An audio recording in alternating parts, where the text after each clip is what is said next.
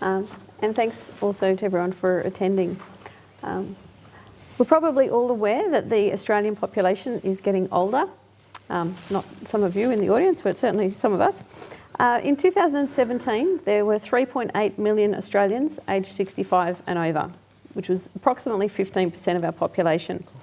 It's projected that by 2047, this will have doubled to 8.8 million, and by 2097, 12.8 million Australians, or a quarter of our population, will be aged 65 and over. That means that more and more Australians are looking at aged care options for themselves and for their loved ones. And we need to ensure that people are able to access the high quality care that they deserve. But there's increasing evidence that we're currently falling short in our provision of care for our ageing population. Before we get into the specifics of aged care and some of the issues, I have a more general question. One of the big issues for Western society is the level of respect and dignity that we hold our older people in. Our society, and particularly our media, tells us that we're only useful when we're young and we can contribute to the economy. With older adults often being described as a drain on the welfare system or an imposition on the rest of the population. Ismail, how do we go about changing the perception and the value of aged people in our communities and our society? First of all, as you said, really the problem of elderly is not only a problem of Australia, and it is a huge problem and growing problem. And I was reading recently an interesting article, and the author says 21st century will be elderly century. You know, what can we do? Actually, there's a short-term answer for this question and also long-term answer for this question. Let me begin with a long-term answer. We have some problems. You know, we fail to protect our environment, preserve our environment. We fail to stop the wars in the world, and really we fail to stop mass production of the weapons. And we look at our ocean, look at our forests, what's going on, and we fail to really empower our family. We fail to stop the domestic violence. So these look like extraordinary issues, but it is really very related issues. You cannot stop, you cannot force the young people to show respect for their elderly without, you know, improving and correcting other mistakes or other problems. So what I see in mass media, for example, it is very interesting. In 2013, you know, I was reading a newspaper and suddenly saw a very interesting report. You know, it's a newly established Japanese government. One of the minister, I think finance minister, as far as I remember, it's just 1 month, you know, they established a new government, and he is asking the elderly people, please hurry up and die. And it is very interesting, you know, it is really very interesting, because we, you know, as Sandra referred, we see elderly people as a burden, and we look at them always from business perspective, because they really for our economic perspective, for social insurance perspective, and we lose to sight. Actually, we couldn't be able to see, you know, the blessing in their existence. So what can we do? Really, we have to improve and some personalized relation from. I mean, for my motto is aged care start from the child care. Actually, I mean, I don't want to exaggerate, but the numbers is alarming, really alarming. I mean, within the 25 years, only in Australia, we will have maybe 1 million elderly who has dementia. This is not a small number. And you cannot, of course, we have to care our aged care facilities. We have to, work very hard to improve the quality, life quality in aged care, even at home care. But at the same time, we have to find different ways. We can't say people go and die. So I think one of them is really education. We have to emphasize our young children to learn how to respect these elderly people. I mean, I don't want to spoil the question, but recently there was a very interesting demonstration, and I really enjoy when I listen to these young teenagers. A couple of weeks ago, they skip off to school. This is disputable, but anyway, these young teenagers come together and show their consciousness about environment. And I am expecting the same thing from them. They have to come together. What's going on? Really, it is sad. If you read, if you read what's going on in aged care facilities, and the treatment, people consider these places as a prison rather than many people. 70% of the people who lived in aged care want to die at home, and they are express their dissatisfaction clearly. So we have to really raise our children, and we have to raise some consciousness, awareness everywhere. I don't know. In this university, there's a wonderful program we call core curriculum, mainly deal with ethical issues and moral issues. But whoever study in this university, whether in mathematics department, whether it's business department or sociology or psychology, they have to take these courses. And this, we have to find a way to really educate our young children and the others to raise the awareness and the importance of these people in our society. We shouldn't see these elderly people as a burden on our shoulder, but political discourses and everything. We cannot solve this problem by allocating extra budget to aged care facilities. Every year Australia put $2 billion or $2.5 billion to aged care facilities every year. Just 2007 and 17 and 18, I think 18 billion as far as I know. But we have to really change this mentality. And I'm Muslim originally, and in my, I want to give a little bit ethical and moral and spiritual perspective. In the Quran and the prophetic tradition, we call looking after our elderly and approaching them with kindness. The term we use is bir. It's very interesting Quranic and prophetic traditional term. Bir is if you look at any dictionary, any lexicon in Arabic, it says, the first and foremost, show kindness to your elderly. But at the same time, what will I achieve with showing this kindness to my elderly parents or people around me? This is, and it says, you are, this is not only the worldly pleasure, but you also some kind of, the pleasantness for hereafter. And bir, as a term, is the name of the God. One of the 99 beautiful names of the God. Treating with your elderly is actually directly manifestation of one of the most beautiful names of the God. We really need ethics. We really need morality, and we cannot solve in very short period to many problems going on in aged care or elderly people.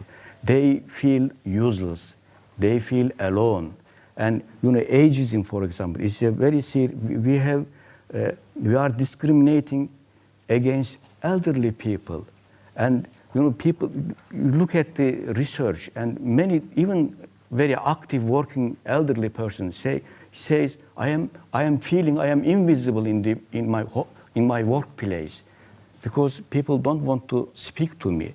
Can you imagine this active person who works in workplace, when he get a little bit older, and when his health and physical health and mental health decline, and he moved or she moved to aged care facilities, think about his future. And I think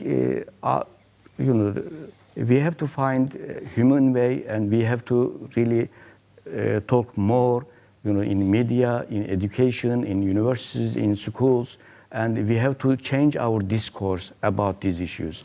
This is our really, I'm not telling this our final duty, but we lost many battles, in terms of to increase level of humanities. But this is our one of the important examination, important tests. And I am afraid what I see in general term, we are losing this one also, and it is very sad. And then you cannot, we cannot just solve this problem with money. Thank you. Even thank you. yeah, sorry. Yes, I think you're right. There's a very big cultural shift that we need to make. You mentioned about people moving into aged care, and we hear a lot of horror stories about aged care, and a lot of people here will remember that in September last year, ABC's Four Corners aired a two-part investigation into often shocking treatment of the elderly in aged care homes around Australia. And in the same month, the government announced a Royal Commission into aged care. Simon, what makes a good quality aged care facility, and what should seniors and their families consider when they're looking for a care facility? That's interesting. Now you're asking me that. Somebody who is working in a centre in a business school. Whoa. Because, as a business person, well, I'm not a business person, of course, but nonetheless, a business person would talk about branding, would talk about identity. Actually, they won't talk about identity. Branding will be the crucial thing. And they talk about getting into some kind of dialogue with the people who are coming to find out about this home care. Now, I want to say immediately that my problem with much of that is it is incredibly shallow. It's too late, because I want to reinforce what was just said by my colleague here, that we need to be looking more broadly, starting from somewhere else, not starting from how do we respect the dignity of aged care, or the aged rather, or whatever the term is, elderly. I can speak whatever the term is because I'm approaching that very rapidly. We need to be thinking about what respect for the dignity of the other is, and therefore any thinking about age and care for those who have reached a certain age has to begin. I would suggest to your excellent Royal Commission, and we haven't got that far yet, but we've got the same problems within the UK. It's got to be the broadest possible approach. I have great fun with my friend Ahmed here, talking about how we, all of us, engage the issue of respect and dignity from the word go, but we don't realise we're doing it. We all of us engage the issues of justice from the word go, but we don't realise it. My 7-year-old grandson is an expert in justice and dignity. I kid you not. He feels it, and he feels it remarkably passionately. But also he's happy then to get into conversation. Why has his younger brother got a larger piece of pie than he has? That may not seem to be an important thing, but it is to him. And it's about how people feel about him. Justice is about feeling and not simply about rights or about intellectual concepts. It's affective in all situations, but it's a virtue or a value. Yeah, we start there. And what respect does that 7-year-old child have for his elders? For those who are older in his situation? For those people who are in authority? Does he have any understanding of authority?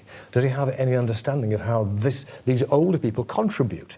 Erickson, great Erik Erikson, sociologist, talks about the notion of intergenerativity and the way in which generations need to work together. Because if you can't see how generations work together, you can't begin to understand a mutual idea of dignity. And you can't begin to understand that without dialogue. So, I mean, in the car coming, we were beginning to rehearse a little bit, and one of the things that struck me was I'm going to have a word with my son and my daughter. I'm 67. Well, who knows how long before I'm needing a bit of care which they can't give. Now's the time to have the conversation, not when I'm going to, when we know that, my great aunt can't make it and we're going to go and look at a healthcare place, because then, you don't know what you need, and your great aunt doesn't know what she needs. The time is now, and that dialogue. I'm going to have a serious word with my children. I want to share with them what I think I want in terms of that care, so that they can be directed, so that they can begin to, not directed, they can begin to understand me better, and then begin to have a conversation with those caring organisations, so that we can begin to see not what the brand is, not what the publicity is, but what might be in the way that organisation relates to me, or my great aunt, or to whoever. Now, if we're not used to dialogue, if we're not used to challenging, if we're not used to conversation, if we haven't had the conversation with our elders, I proffer to say, and I spent a long time doing this with my great aunt, none of us was any the wiser. They told us all the nice things they have. That's great, they have nice things, they have flowers there, None of that. And so then you ask yourself, do you trust that organisation? And how do you determine trust? Final point. This is why I'm urging this to go beyond the simple provision of care, what provision you have now. One of our worst disasters in the UK was the Mid-Staffs Hospital crisis. A scandal. 2007, estimates were that over 1,000 people died unnecessarily in a hospital. The biggest victims were the elderly, the ones who couldn't talk back. The biggest victims were the families who were marginalised by carers.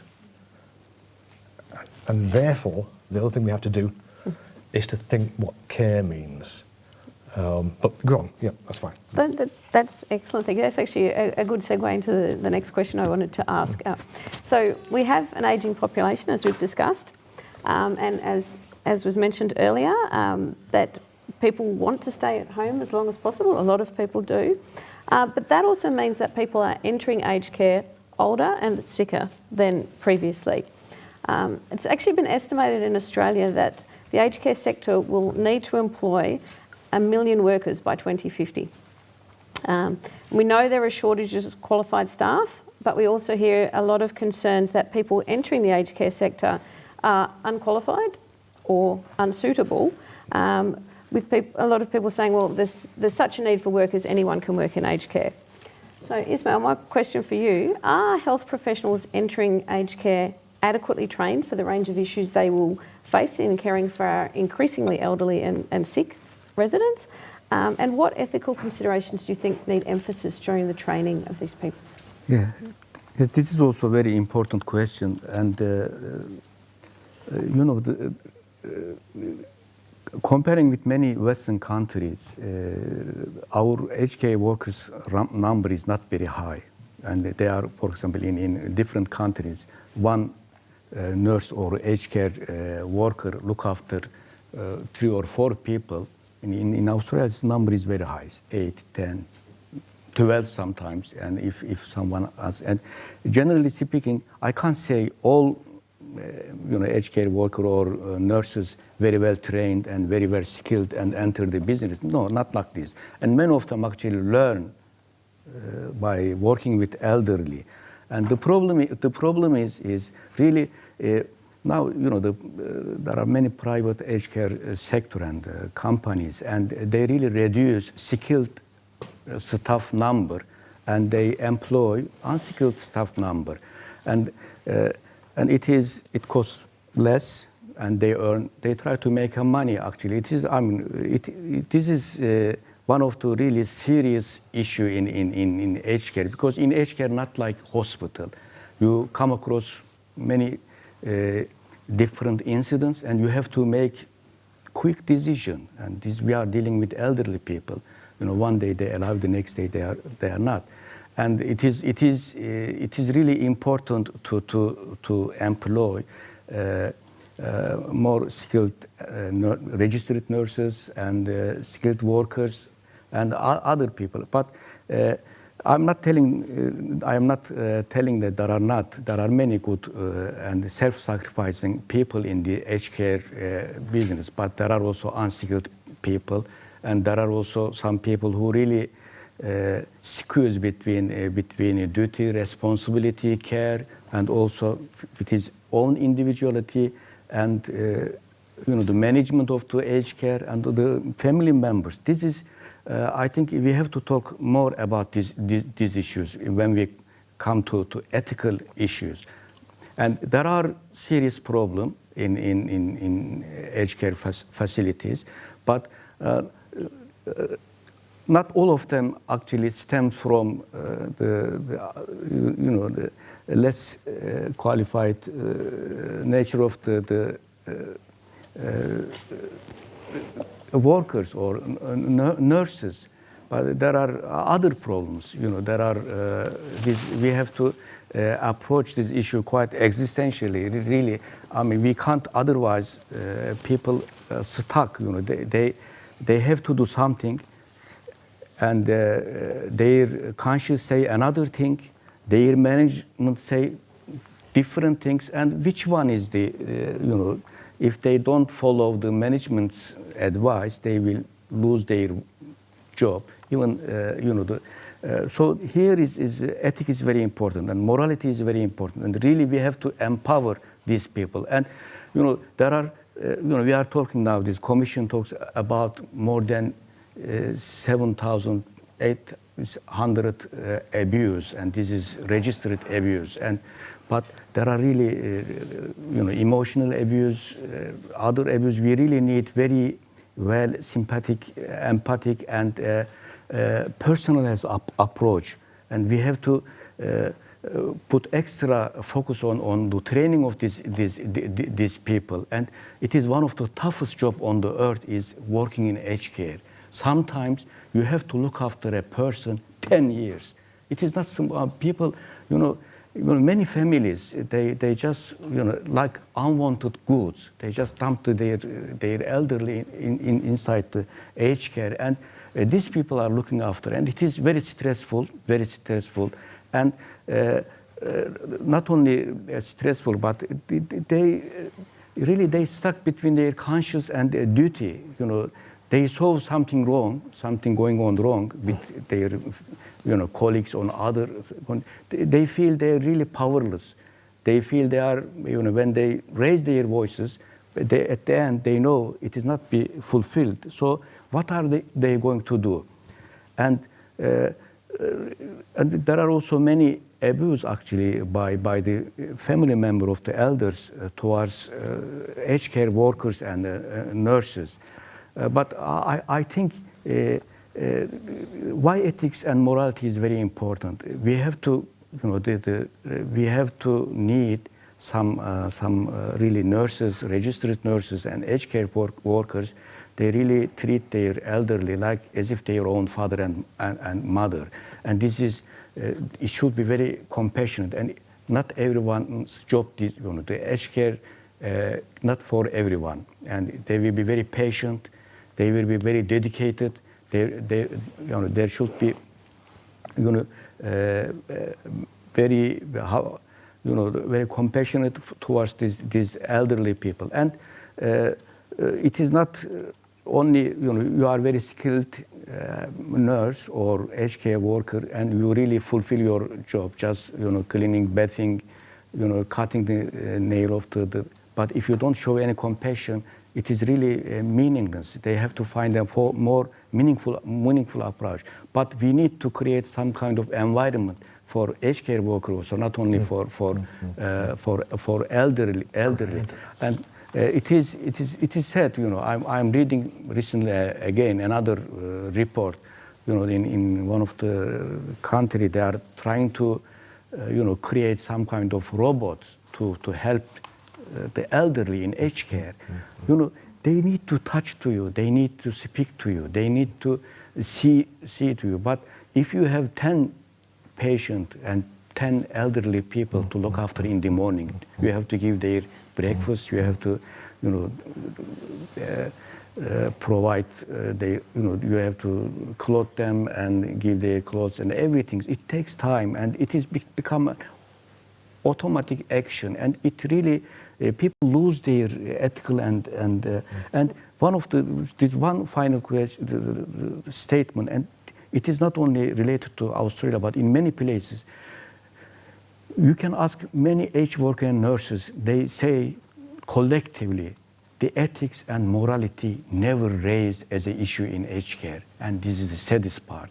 So really we have to reformulate our one thing which is not spoken in aged care is the ethical and moral issues. This mainly focusing on the physical goodness of the elderly, but elderly needs more than that, and we really need more ethical and moral approach to. I think someone wanted to. Again, I would say a little more. I think we all need more than that. Yes. But for me, what you've been saying is something about the issue is governance, it's leadership, and it's professional competence, and what that means. Governance. I mean, you've got another question coming up shortly, but I'll circumvent it. Can the horrible money people be trusted to provide good care? Yeah. Yes, they can, provided there is proper, effective governance, provided there is good regulation of these organisations, and provided they have boards which are aware of all these issues. In other words, boards which are aware of core values. There's a lot of research on boards and governance, and you see a lot of boards who don't, they probably know what the values are, and many do, but but when they're asked to reflect on when they last engaged those values in a decision-making process, they're at a loss. So the values are trophies that they keep in the cabinet, and they polish them occasionally. Most importantly, they do not share them with the workforce. There's no dialogue. If I asked you now, what are the values of your organisation? In another place, in another university, I asked a pro Vice-Chancellor that, I won't ask you, and she didn't know them.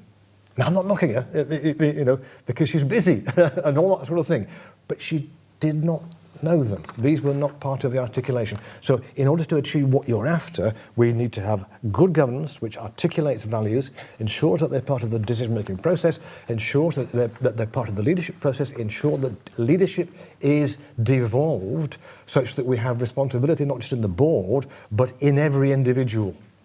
And that means that professional competence has to include the development of the virtues, explicitly. Not, let's have some soft skills, because virtues are not soft skills, and they're not soft. They have to be included in that situation explicitly. I remember working with some nurses, and I said, Aristotle said that phronesis, practical wisdom. And one nurse, training nurse, she was an experienced nurse.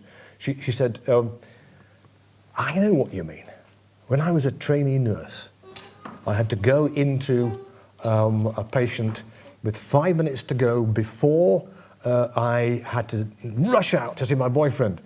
He and I had got this flat that was a fantastic flat, and I couldn't wait. This was going to be the start of something wonderful, and we would get this. 5 minutes to go, and she had to go and see an elderly patient and do the checkup and so forth. 2 minutes, she'd done most of the checking. 1 minute, she looked around and looked at her watch. 2 minutes to go, and he began to cry. And in the space of 2 minutes, she had to determine what she was going to do. This is professionalism. This is reflective practice. This is thinking about what you're doing on the job. Reflection on practice and reflection in practice. And bless her, she said, with 30 seconds to go, I mean, in the 1 minute, 30 seconds, she went through all the options. Do I say to him, don't worry, there'll be somebody coming soon, knowing full well that with the change of staff, it will be hours later before somebody came to see him? Should I just ignore him? Or should I stay with him? Other alternatives. Bless her, she stayed with him for the next half an hour. She lost the flat, she lost the boyfriend. Existential. Yes. Absolutely, absolutely. It matters to us. Yeah. Which tells us, now here's a challenge to the nurses here. It tells us that professionalism is not simply competence in terms of skills, of professional skills. It is existential. There is something there which brings us back to responsibility and the nature of responsibility, but that's another question. Yes, sorry. Thank you. No, I think you actually answered my question Oh, there you in go. advance, which was about that. Is it possible to run aged care on a for-profit basis? And I think you've made a really important point there that it's not just about making sure that our nurses and care workers are actually behaving ethically and have the right values. It comes down from the top. I do know the values of my organisation. I can tell you that. But I know I think that is very important. I think it's very easy to say it's all about the people working in the facility, but if they aren't getting that from above. Could I just say that one other point? Yes. After the mid-staffs crisis, it was really interesting. There were 5 major reports. Whoa, this will never happen again, they cried, as they always do. And of the 2 major reports, what happened was precisely that. They blamed the nurses. The nurses were the ones who got it in the back of the neck. Government got scot-free. Scot-free. The governance wasn't that effectively challenged. And what was interesting is that I think the nurses accepted the blame. That's another question about, how we push back. Because if we're not pushing back against all the authority groups, this kind of care isn't going to evolve. Thank you. So I'm going to move into a very specific area now, which follows on nicely from that, I think.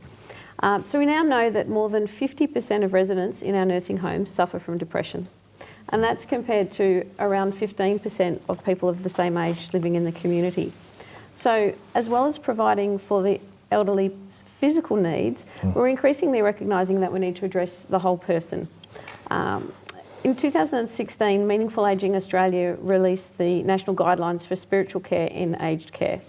First in the world to focus specifically on the spiritual needs of older people, and were developed out of that recognition that the spiritual dimension is an important aspect of our holistic care in the context of individuality and diversity. We do hear a lot about our increasingly secular society and that governments are reluctant to fund services that are perceived as religious in nature. But we also know from recent research, including some we've conducted at the university, that there are significant benefits of pastoral care for those of different faiths and those of no faith. So I have a question for you both on this topic. So Ismail, for you, in an increasingly multi-faith and some would argue an increasingly secular society, are our Australian aged care facilities equipped to provide appropriate spiritual care for residents? Yeah, this is also another important issue actually, which we have to deal with. First of all, as we talked before, the main care in aged care facilities is main focus is on really physical help many people, because if it is quite elderly and we really neglect their spiritual life, we neglect their religious life, we neglect their more moral life, and we just focus on their try to provide. For my humble understanding, Australia is, yes, very secular society, but at the same time, there are many good people who really give importance to spirituality and religiosity. And in among the Australian elderly, I think 33% of Australian elderly is coming from non-English speaking countries, and nearly 60% of them have different faith comparing with main religious denomination in Australia.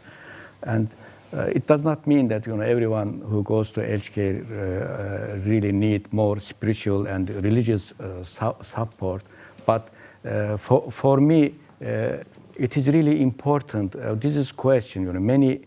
And this serious question, and many aged care experts discuss, is there any place for religion and spirituality in aged care or not? If this is private issue, why we are going to deal with this?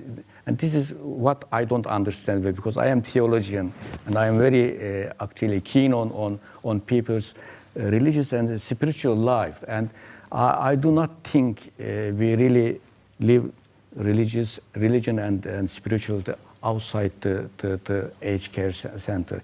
And think about, it is a lady, old lady or gentleman who regularly go to church or mosque all their life, and he's very happily live for a long time in a religiously environment and spiritual environment. Suddenly he or she found himself in the aged care, and it does not mean that she doesn't need this kind of support. But who is going to give this support? In many Western countries, I think instead of aged care workers or nurses, this is provided by chaplains. And but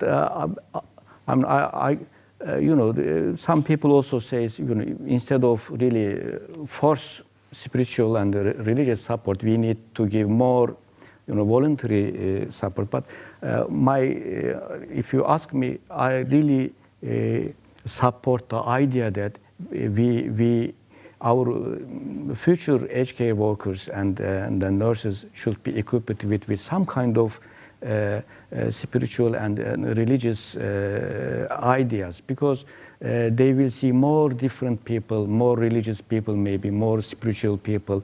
And as a Muslim, I don't, up until my last breath, the faith is very important. And people, when they are getting older and older, they think more about that. Fear of that is very important issues. And if you look at I don't want to give example from Australia or the Western countries, but I just give you two examples.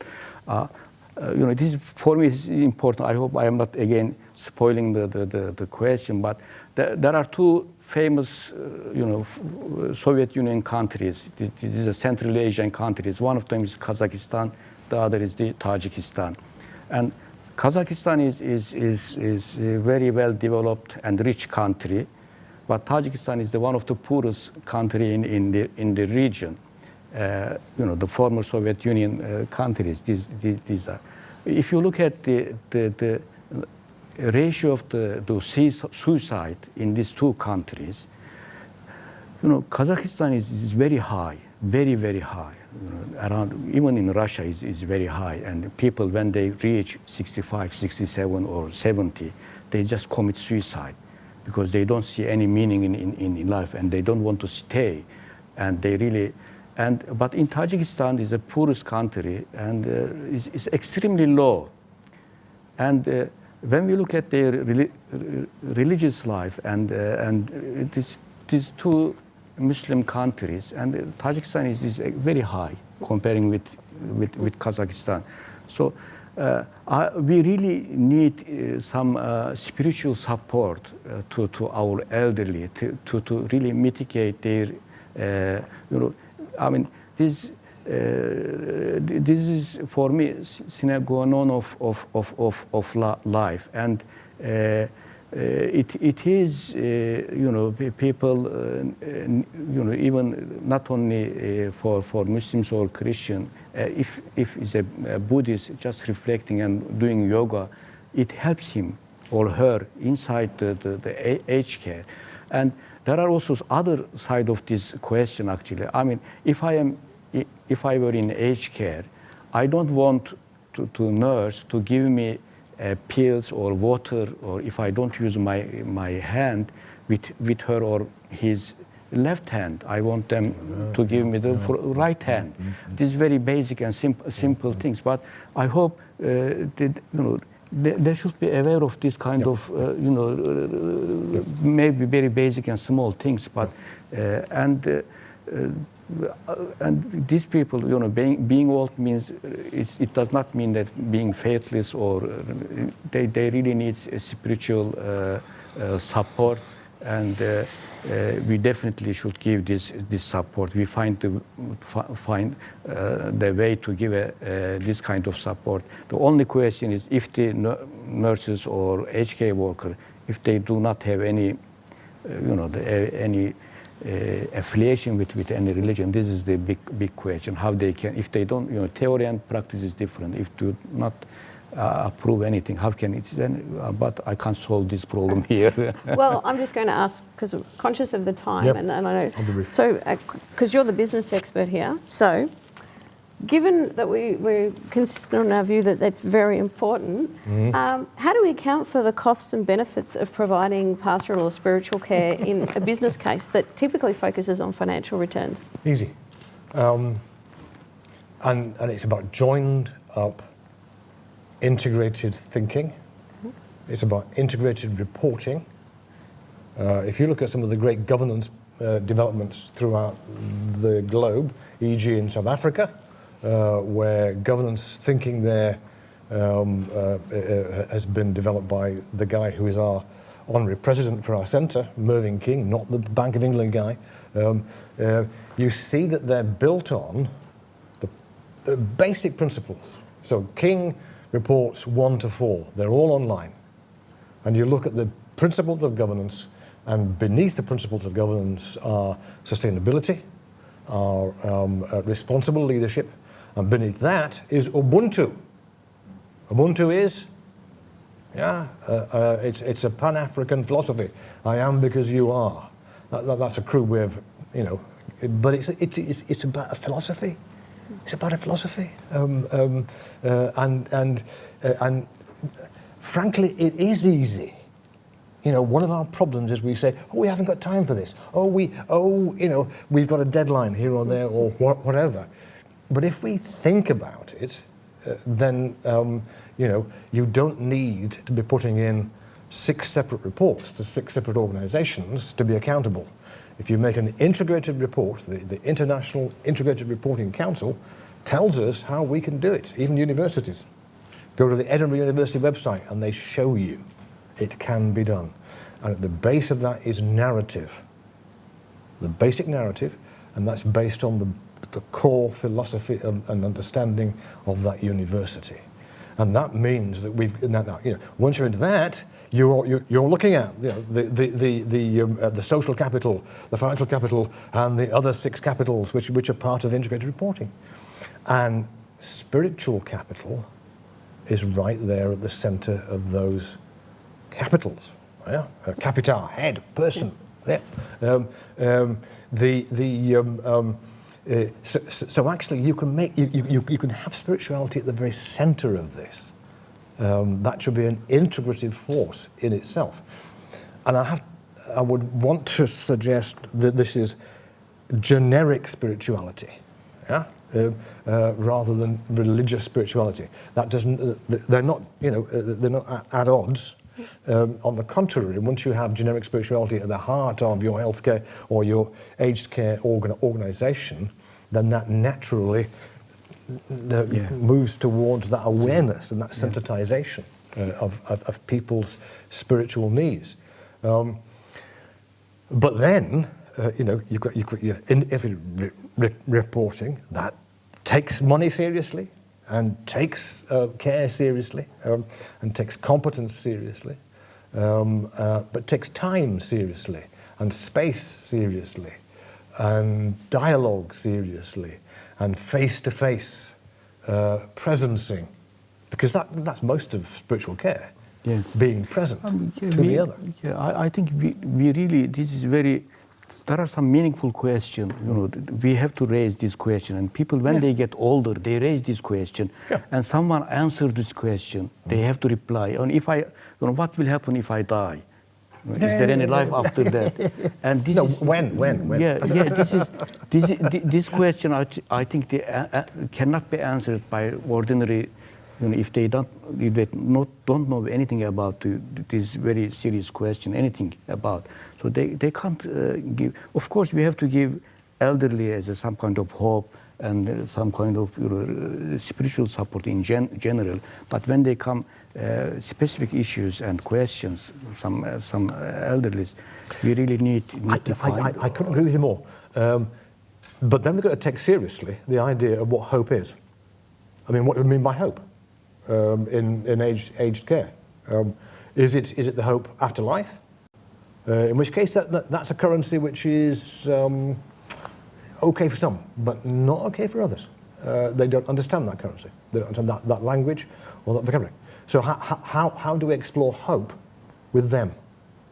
Is hope a meaningful idea for somebody who's lost the day-to-day conversation with their family? Pastoral theologians suggest that hope consists of agency, autonomy, feeling that you're in charge. That's a difficult thing. How can you help the older person to feel they're in charge? Pathways to relationships. Can we help those pathways? Help them to see those pathways to their family, pathways to their community, pathways to something meaningful. And then the third is purpose. But the biggest basis of hope is not those three. What are you going to say if an elderly asks you, majority of the elderly, either they lost their husband or wife, and they really, in their last years or last days, they wanted to, after death, they want to join their wife or husband. That's absolutely fine. Yeah, it is good to support these people. That's fine. But hope in all these things comes out of dialogue. If that's their narrative, that's fantastic. And if their narrative is that they feel they will join the other person when they're dead, that's fantastic. But I think the majority of people don't have that kind of narrative. They're not sure. They're agnostics at least. Yeah. And in that situation, one of the questions is, if we have an integrity of spiritual care, is do we tell them that there is an afterlife? Or do we help them to understand the life in terms of their meaning now? This is person-centered care. Yeah. My problem is that most people, I think most people, don't have a clear idea of afterlife. They have wishes, but that's not hope. I think hope is based ultimately in the respect that you talked about at the beginning. Because most older people begin from the position, and if you go to the Wounded Healer, Henri Nouwen, superb stuff.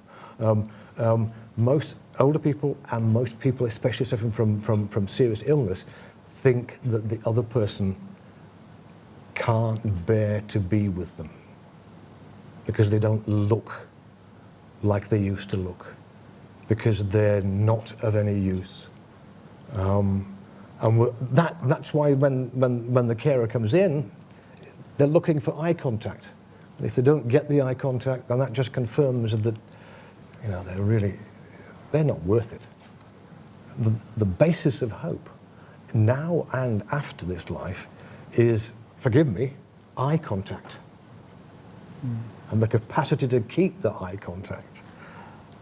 Because then you know that you're worth something. And, if you're worth something, then whatever happens after this life, that's fine. But at this moment, you're worth something. That's a really good point at which to encourage these people who we're really interested to hear from you, because we're all worth something here. We've all been